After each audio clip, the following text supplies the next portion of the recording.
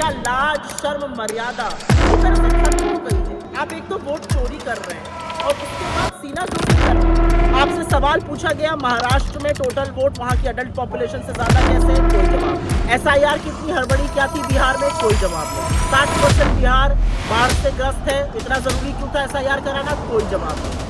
एक ही पते पर इतने लोग कैसे हैं, कोई जवाब नहीं। और ये प्रिवेसी कहाँ जाती है जब हमारी मुस्लिम बहनों के नकाब उठा के आपके पुलिस कर्मी और भ्रष्ट अधिकारी देखना चाहते हैं वोट के दिन। दूसरा आपसे सवाल पूछा गया ये शून्य मकान कहाँ से आते हैं। आपने कहा जो लोग कहीं काम करके रात को सड़क पे सोने आते हैं उनके घर शून्य लिखे जाते हैं। अच्छा, हमें तो नहीं पता था आप रद्द जगह करा के लोगों को ठेल के उठाकर वोटर ID कार्ड बनवा रहे हैं। और कहाँ गए मोदी जी के इतने सारे जो आवास बनाने वाले थे। एक और क्वेश्चन यहाँ पर आता है, लोगों के अगर ऐसे ही सड़कों पे सोने वाले लोग हैं तो इनके नाम के आगे इना मीना माइना मो क्यों लिखा जा रहा है, पिता के नाम के आगे IGFJ क्यों लिखा जा रहा है। कुछ चीजें साफ है ना, आपके पास जवाब है और कुतर्कों की एक लंबी लिस्ट है। आप अपनी नाकामी का ठीकरा राजनीतिक दलों पर फोड़ने पर आमादा है कि उन्होंने कंप्लेन नहीं करी, इसकी ऐसी लिस्ट बनी।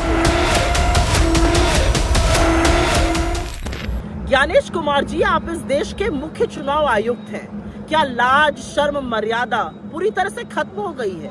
आप एक तो वोट चोरी कर रहे हैं और उसके बाद सीना चोरी कर रहे हैं।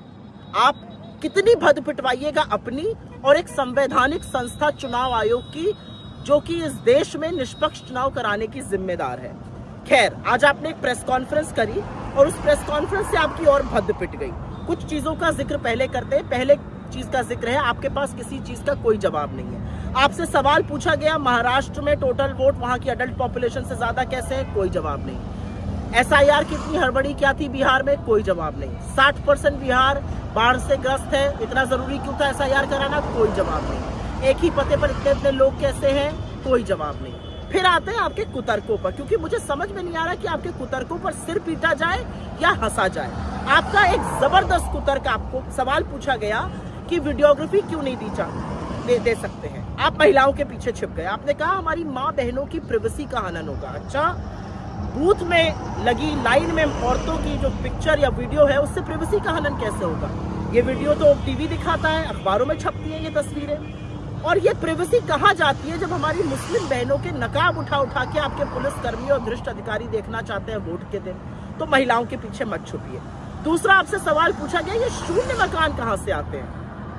आपने कहा जो लोग कहीं काम करके रात को सड़क पे सोने आते हैं उनके घर शून्य लिखे जाते हैं। अच्छा, हमें तो नहीं पता था आप रद्द जगह करा के लोगों को ठेल के उठाकर वोटर ID कार्ड बनवा रहे हैं। और कहाँ गए मोदी जी के इतने सारे जो आवास बनाने वाले थे। एक और क्वेश्चन यहाँ पर आता है, लोगों के अगर ऐसे ही सड़कों पे सोने वाले लोग हैं तो इनके नाम के आगे इना मीना माइना मो क्यों लिखा जा रहा है, पिता के नाम के आगे IGFJ क्यों लिखा जा रहा है। खैर, तीसरा सवाल आपसे पूछा गया कि आप डिजिटल वोटर लिस्ट क्यों नहीं दे सकते। आपने कहा यह निजता का हनन है। जी नहीं, इससे आपकी पोल और खुलेगी, आपकी कलई और खुलेगी।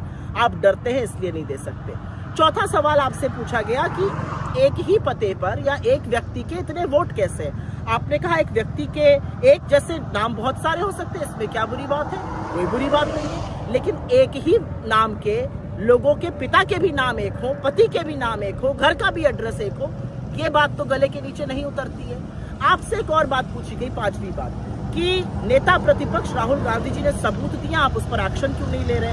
आपने पलट के कहा या तो वो हलफनामा दे या माफी मांगे। अच्छा, अनुराग ठाकुर जी से आप हलफनामा कब लीजिएगा। और नेता प्रतिपक्ष ने आपको सबूत दिए हैं, थोड़ी सी भी लेशमात्र थोड़ी गरिमा बची है तो अपनी त्रुटि सुधारिए। एक बड़ी बात कही गई, पूछा गया चुनाव आयोग वोट में हेरा फेरी क्यों कर रहा है। आपने पलट के कहा वोट चोरी और चुनाव आयोग से सवाल पूछना संविधान का अपमान है। जी नहीं, जो दिन दहाड़े लोकतंत्र की हत्या वोट चोरी करके आप कर रहे हैं वो संविधान की हत्या, और वो हम होने नहीं देंगे। तो कुछ चीजें साफ है ना, आपके पास जवाब है और कुतर्कों की एक लंबी लिस्ट है। आप अपनी नाकामी का ठीकरा राजनीतिक दलों पर फोड़ने पर आमादा है कि उन्होंने कंप्लेन नहीं करी, इसकी ऐसी लिस्ट बन गई।